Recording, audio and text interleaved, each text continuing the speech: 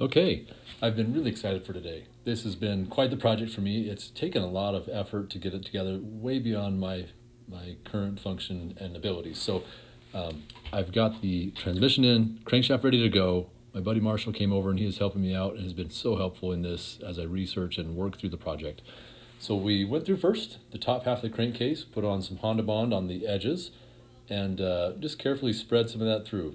Marshall's done a bunch of these. He was super helpful. I'm so glad he came over. And here we are. We're just making sure everything's putting together. Get the top half on. We started putting in the bolts, doing hand tight. And as we went through, we started first on right over top of the crankcase. Right over top of the crank.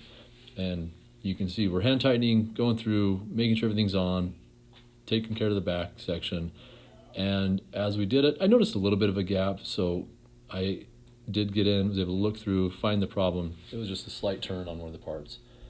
Slide the main drive in, and I'm so glad Marshall was here because he saw a part that I forgot to put on the inside. So we got it in there, and here we are. We're going to start torquing everything down. This is a benefit of having an expert here with me helping out because I get my torque settings on.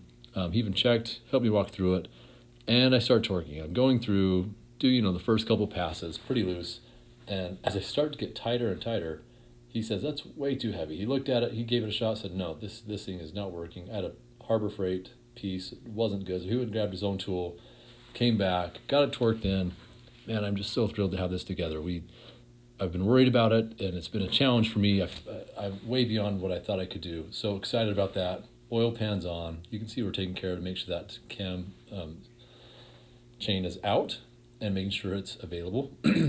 He showed me how to put the rings on the pistons, and I'll take a video of that later. But anyway, very excited, super cool, and really thrilled to have this part done and start reassembling the rest of the motor.